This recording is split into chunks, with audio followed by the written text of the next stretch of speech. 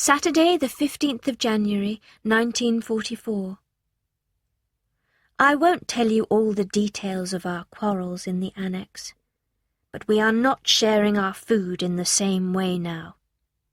We've got our own stores of meat and oil, and we even cook our own potatoes. Mother made a wish. I don't want to see Mr. Van Daan's face for 2 whole weeks. Unfortunately, her wish is not likely to come true. Does everyone who shares a house become like this? Or are we just unlucky? Thursday, the 3rd of February, 1944.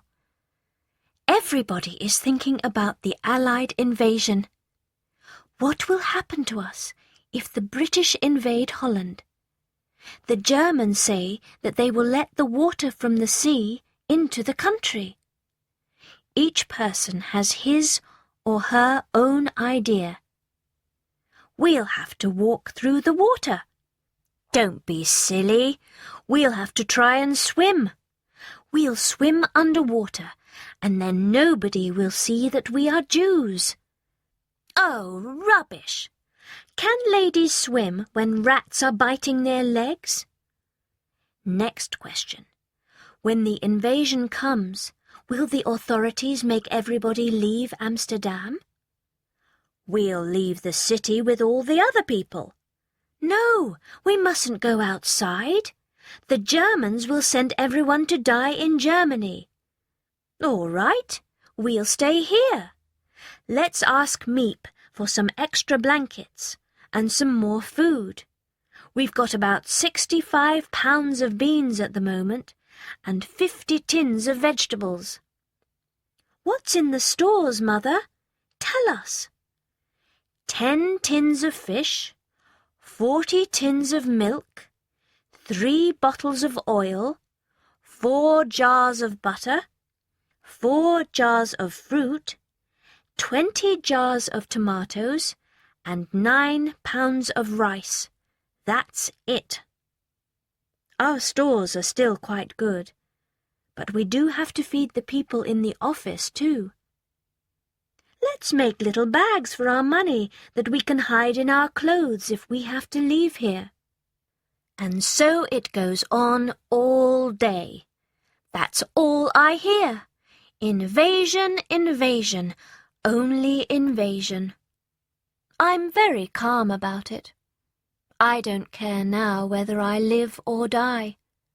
I'll just keep on with my work and hope that everything will be all right in the end. Wednesday, the 16th of February, 1944. I had to go up into the attic, through Pater's room, to get some potatoes today.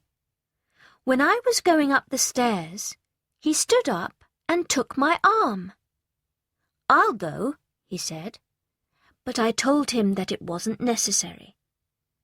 On my way down, I asked him, "What are you studying?"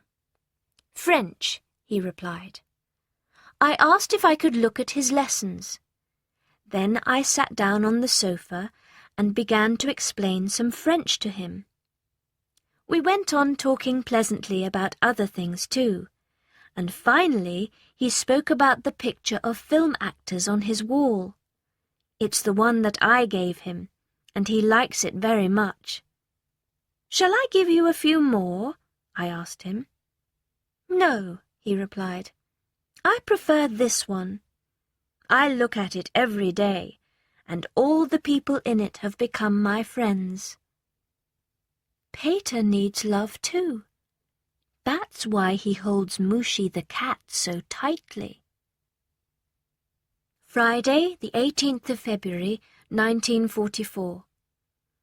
Whenever I go upstairs, it's always so that I can see him. I have something to look forward to now, and life here is better. Mother doesn't like me going up there. She says that I should leave Pater alone. She always looks at me oddly when I go to Pater's room. When I come down again, she asks me where I've been.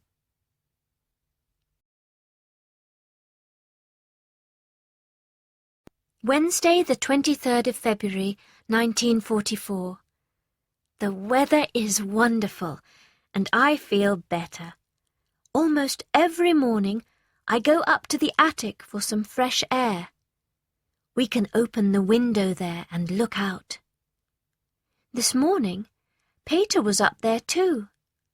He came over to where I was sitting on the floor.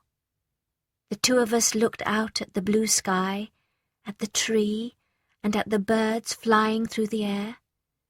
It was so beautiful that we couldn't speak. We stayed like this for a long time. How can I be sad when there is the sun and the sky?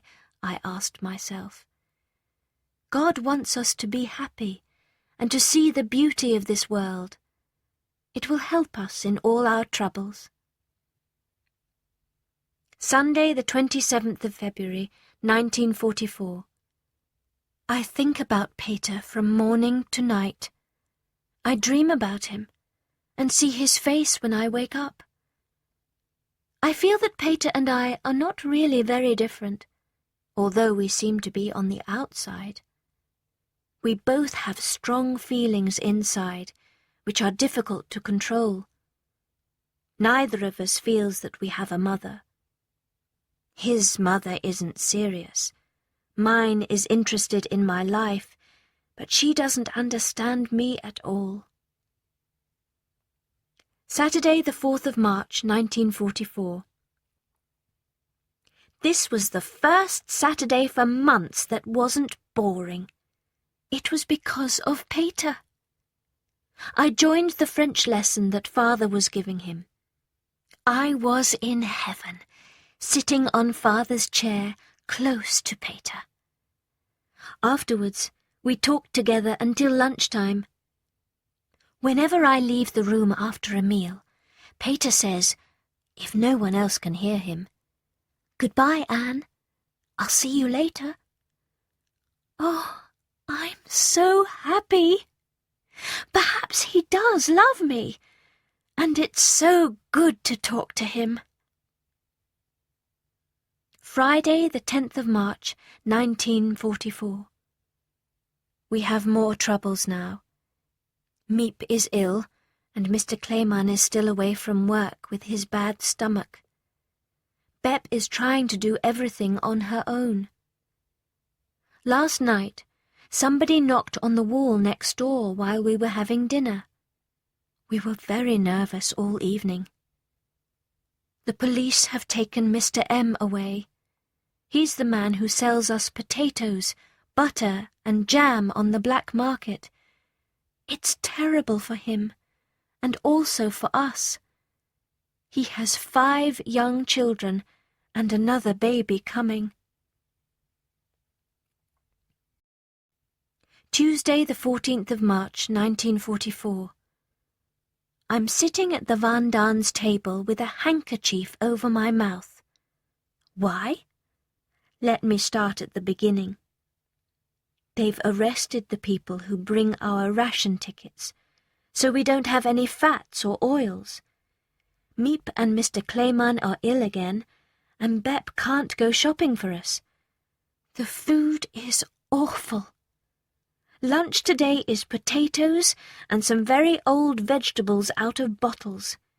They smell terrible, which is why I have the handkerchief. We've got to eat them too. I feel sick when I think about it. Half the potatoes have gone bad, and we have to throw them away. If life here was pleasant, the food would not matter so much. But it's the 4th year of the war, and we are all in bad moods. Saturday, the 18th of March, 1944. I've written so much about myself and my feelings, so why shouldn't I write about sex too? Parents are very strange about sex. They should tell their sons and daughters everything at the age of 12. But instead of that, they send them out of the room when anyone talks about sex, and the children have to try and find out everything by themselves. Then, later, The parents think that the children already know it all, but usually they don't. Soon after I was 11, they told me about periods, but I didn't know where the blood came from or what it was for. When I was 12 and a half, one of my friends told me some more. She told me what a man and a woman do together. Well, I had already guessed. I was quite proud of myself. She also told me that babies don't come out of their mothers' stomachs. Where everything goes in is where the baby comes out. Children hear about sex in bits and pieces, and that isn't right. Although it's Saturday, I'm not bored. I've been up in the attic with Peter. I sat there dreaming with my eyes closed, and it was wonderful. Sunday, the 19th of March, 1944. Yesterday was a very important day for me. At 5 o'clock, I put on the potatoes to cook, and Mother gave me some sausage to give to Peter. But he wouldn't take the sausage, and I thought it was because of the awful quarrel that we had recently. Suddenly, my eyes filled with tears. I took the plate back to Mother and went into the toilet to cry. I decided to talk to Peter. After the washing up, I went to his room. We stood by the open window as it grew dark. It's much easier to talk like that. He didn't refuse the sausage because of our argument, but because he didn't want to look too greedy. Then we talked about so much together. It felt good. It was the most wonderful evening I've ever had in the annex. We talked about our parents and our problems with them. I told him how I cry in bed. He said that he goes up to the attic when he is angry. We talked all about our feelings, and it was just as good as I imagined. We talked about the year 1942 and how different we are now. He thought that I was a noisy, annoying girl at first. I thought that he was uninteresting.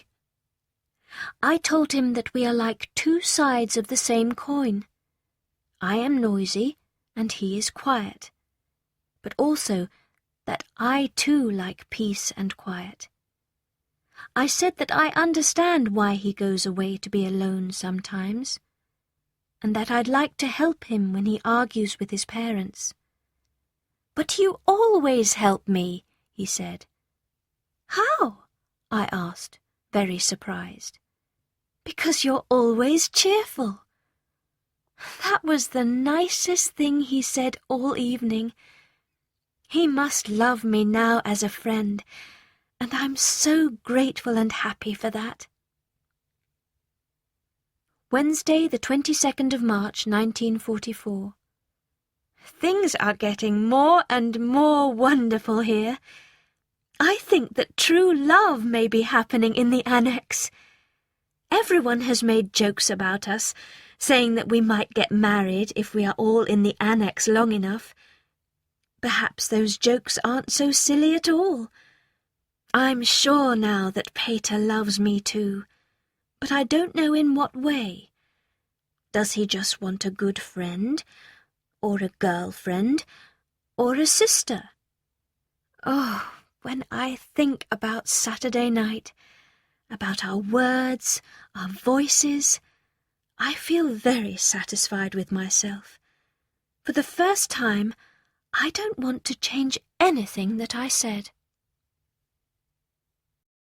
Thursday, the 23rd of March, 1944.